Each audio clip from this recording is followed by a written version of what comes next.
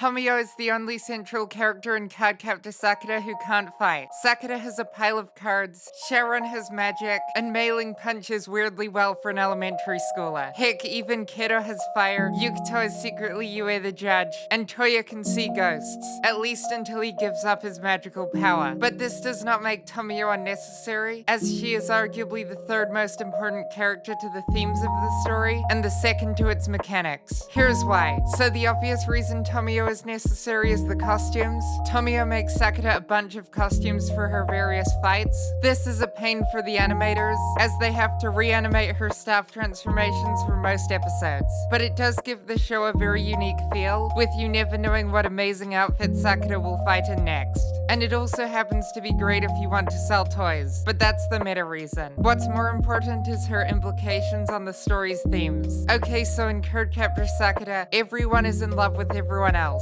Sometimes it's just flat amazing and adorable, sometimes it's probably bad, sometimes it's messy but ultimately workable, and sometimes it's uncomfortable, but I guess they're both technically adults. But that being said, in real life, not everyone gets to be with the person they love, and that's where Tomoyo comes in. See, Tomoyo likes Sakura. This has been called problematic by more than one person. This is because the way Tomoyo acts towards Sakura would probably not be a good way to act in real life, especially because Tomoyo has no apparent life outside of her. I mean, she likes sewing and filming and would probably continue those two if Sakura died tomorrow, but that's not the point. The point is that all her desires focus around one thing, Sakura. This is not healthy. However, I think it works better if you view this not as a proposal for the best way to act, but rather as a character archetype. Tomoyo isn't meant to be perfect, rather she is meant to be indicative of a broader idea. The idea that love that isn't reciprocated isn't love wasted. This is because Cardcaptor Sakura is a show about loving people in good faith and wanting what's best for them. But you can't do this if the endeavor is worthless if they don't like you back. This is almost demonstrated better because of her obsessiveness, because for all of Tomoyo's obsessiveness,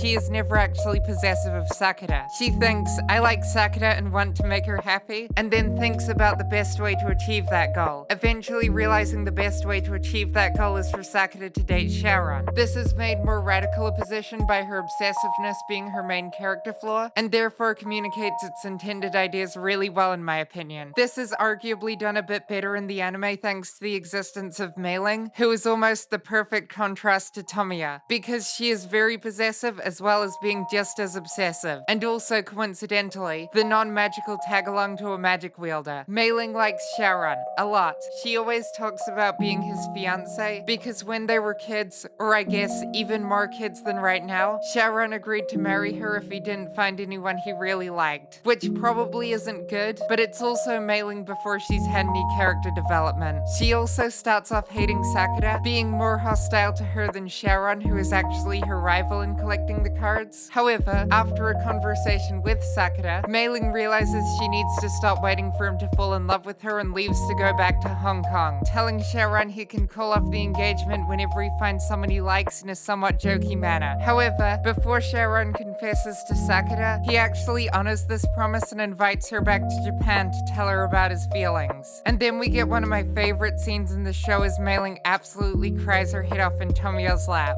Tomoyo of course created this whole situation by telling Sharon to be honest with her, and then telling Meiling she can stay over at her house if she wants. It makes me wonder about her past. How did Tomoyo feel before the story, when she realized Sakura didn't and probably wouldn't like her back? Is she trying to be the person she never had, or was she always this chill? Who knows? It's not as if she's a real person, so there isn't really a canon fact of the matter. The point is, I think we could all do to be a bit more like her. A bit more selfless, a bit more loving, heck, even a bit more weird from time to time. Obviously, don't actually do what Tomoyo does IRL, but you get my point. If you enjoyed this video, consider liking and subscribing, and if you have any more thoughts, I'd love to hear them.